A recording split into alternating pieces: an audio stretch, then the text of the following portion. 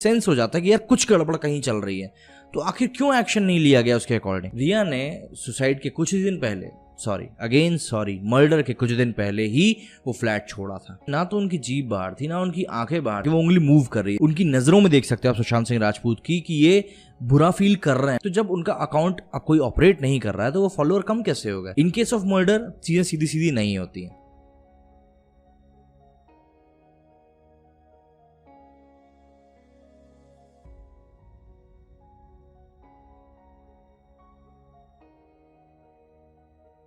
पिछले कुछ दिनों से इंस्टाग्राम पे मुझे लगातार कुछ ऐसे पोस्ट आ रहे हैं और मैंने भी एक पोस्ट अपने इंस्टाग्राम पे डाला था जिसमें कि बहुत सारे ऐसे छोटे छोटे पॉइंट्स थे जिसमें कि डिस्क्राइब किया गया था कि कैसे सुशांत सिंह राजपूत की जो मृत्यु हुई है वो एक सुसाइड नहीं बल्कि मर्डर। और मैं इस चीज़ को नेग्लेक्ट कर रहा था। मैंने उस बार भी ये चीज़ कही थी पिछले वीडियो में कि भाई ये चीज़ हो सकता है उतनी ऑथेंटिक ना हो, बट स्टिल जब लगातार ऐसी चीज़ आपके सामने आती जाती तो आप कहीं ना कहीं मजबूर हो जाते हो कि नहीं यार 1% तो इसमें सच्चाई होगी ही।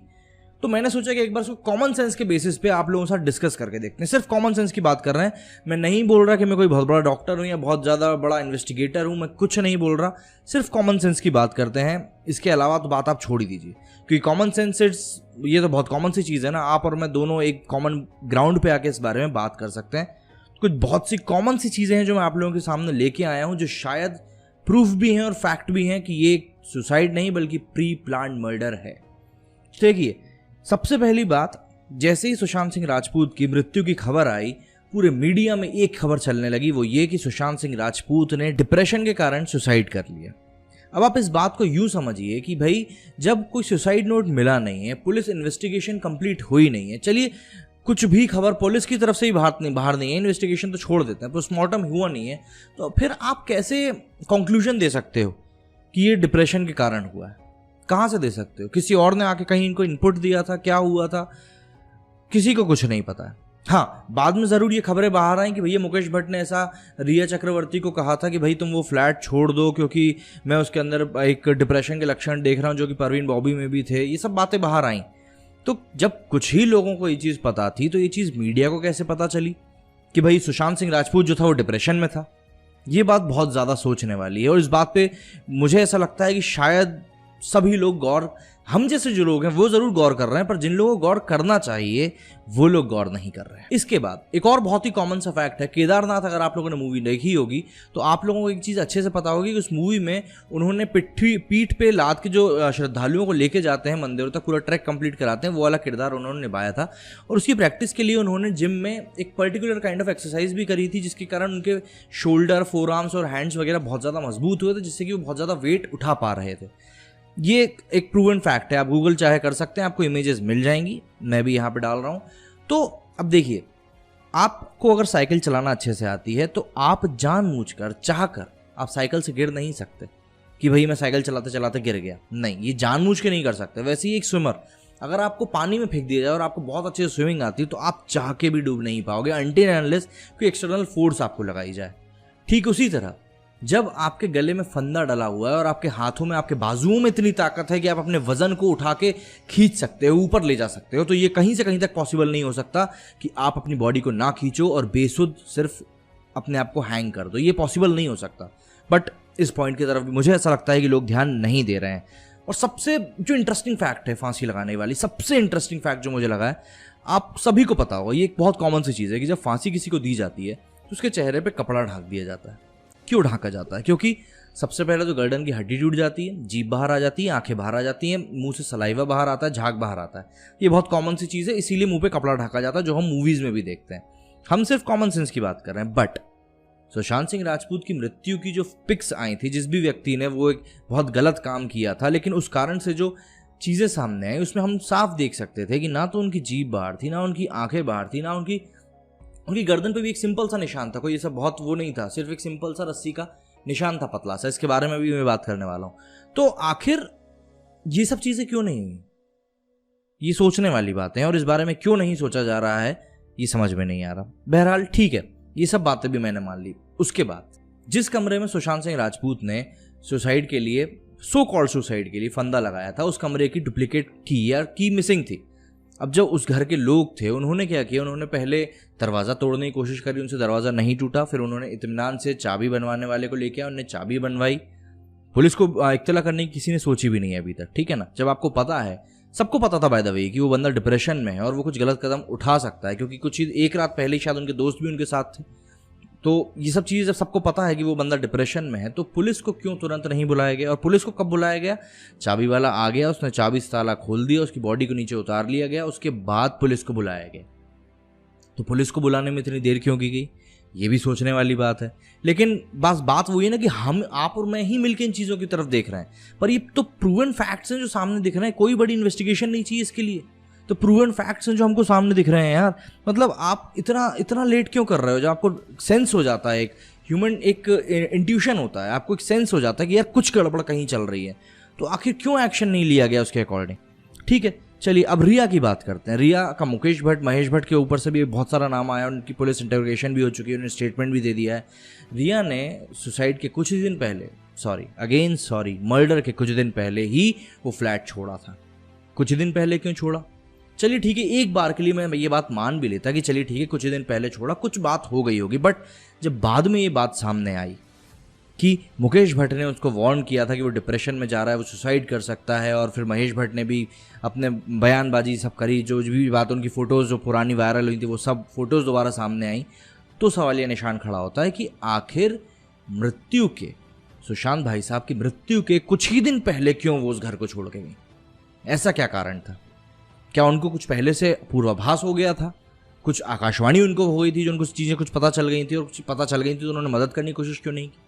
ये सब बातें जो है ना, ये जांच के घेरे में आनी चाहिए, और नहीं आ रही हैं तो बिल्कुल आनी चाहिए, और आ रही हैं तो फिर देखते हैं आगे चल के क्या पता चलता है। और सबसे इम्पॉर्टेंट बात जो कि कई लोगों ने हाईलाइट कर दी है कि जब आप चादर से फंदा बनाओगे तो यार ऑब्वियस सी बात है, कॉमन सेंस है, इतना बड़ा कुछ निशान बनना चाहिए, ये इतना बड़ा है ना, ये हाथ जितना चौड़ा, क्योंकि चादर है ना पूरी, लेकिन निशान सिर्फ एक लाइन में। तो ये क्यों? इसके बारे में भी मतलब कुछ समझ में नहीं आ रहा है क्या है। मतलब ये जो चीज़ें मैं आपको बता रहा हूँ ना, ये स्ट्रेट फॉरवर्ड हो सकती हैं अगर एक इंसान सुसाइड करे तो, but in case of murder चीज़ें सीधी सीधी नहीं होती हैं। एक वीडियो भी मेरे को अभी सुबह मेरी एक फॉलोअर ने मुझको शेयर किया, एक ग्रुप पे डाला गया था वो वीडियो। उस वीडियो में मतलब सुशांत की आप देख सकते हो वहाँ पे उंगली हिल रही है, हल्की सी मूवमेंट वहाँ पे हो रही है। अब हो सकता है वो एक टेक्निकल ग्लिच हो या कुछ भी हो, वहाँ पे मतलब उसमें हल्का सा दिख रहा है कि वो उंगली मूव कर रही है। 16-17 सेकेंड्स के आसपास की वो बात है, उसमें आप देख सकते हो क्या।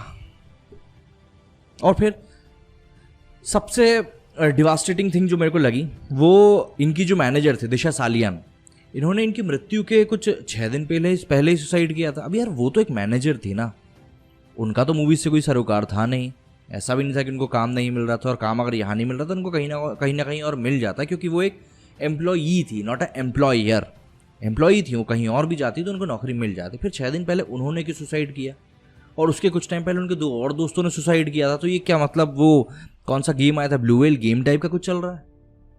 मतलब मैं मजाक नहीं कर रहा हूँ, बट सीरियसली कुछ तो कोइंसिडेंस होगा ना जो ये चीज़ें हो रही, कुछ तो कोइंसिडेंस होगा, क्योंकि ऐसा नहीं हो सकता कि एक ही ग्रुप के इतने सारे लोग सडनली इतना बड़ा कदम उठाने पे मजबूर हो जाएं और कोई भी इसकी तरफ ध्यान देने की कोशिश भी ना करे। वो भी अंडर इन्वेस्टिगेशन है, बस लोगों ने बोल दिया कि सुसाइड कमिट हुआ है। मतलब कैसे इतनी सारी चीज़ों को आप प्रूव करोगे यार? कैसे प्रूव करने वाले हो? कुछ अल्ले पल्ले नहीं पड़ रहा। ठीक है, इसके बाद बहुत सारे वीडियोस ऐसे सामने आए जिसमें कि आप पूरी तरह से देख सकते हो कि शाहरुख खान, करण जौहर ने इनकी मूवीज छीनी थी। शाहरुख खान, शाहिद कपूर, इन्होंने ह्यूमिलिएट किया इनको स्टेज के ऊपर।